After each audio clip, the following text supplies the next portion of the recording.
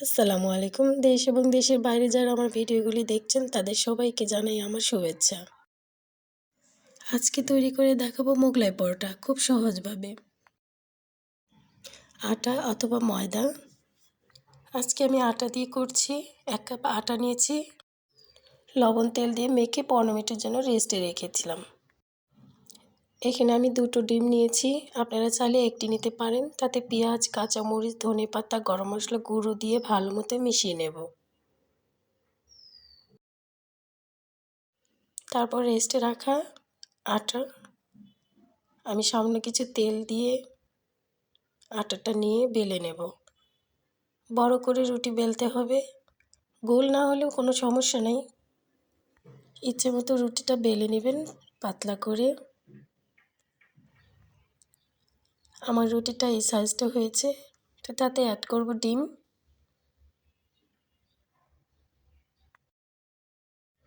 মাঝখানে ডিমটা দিয়ে দেব। ভালো মতো ভাঁজ দিব।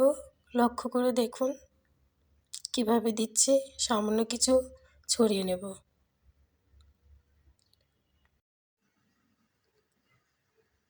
প্রথমে আমি এক সাইড থেকে ভাঁজটা নিয়ে নেব।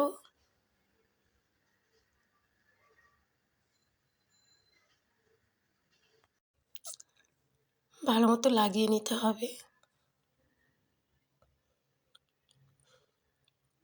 তারপর আমি এই সাইড থেকে ভাঁজটা নেব। ভালো মতো লাগিয়ে নেব। তারপর এই সাইড দিয়ে ভাঁজটা তুলে মাঝখানে রেখে দেব। ভালো মতো চাপ দিব। আবার এই সাইডটাতে তুলে মাঝখানে রেখে দিয়ে ভালো মতো চাপ দিয়ে লাগিয়ে নেব। ব্যাস হয়ে গেল মোগলাই।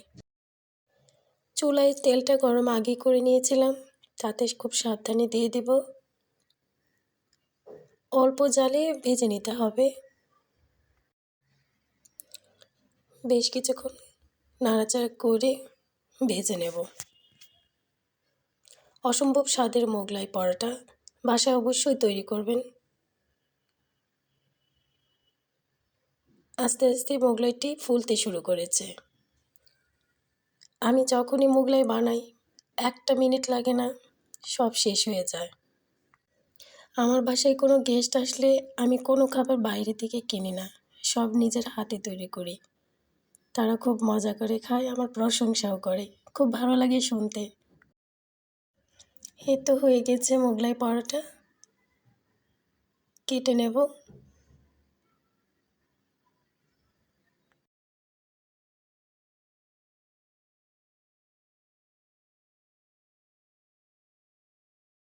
আপনারাও চাইলে এভাবে তৈরি করে নিতে পারেন খুব সহজ উপায়ে।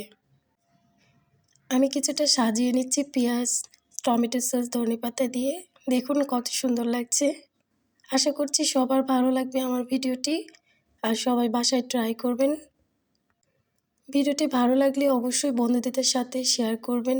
আমার চ্যানেলটি সাবস্ক্রাইব করে রাখবেন এই রকম আরও ভালো ভালো রেসিপি পেতে।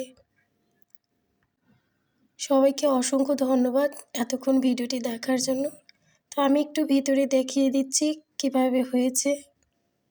দেখুন ভিতরেও খুব সুন্দরভাবে হয়ে গেছে। মাশাআল্লাহ।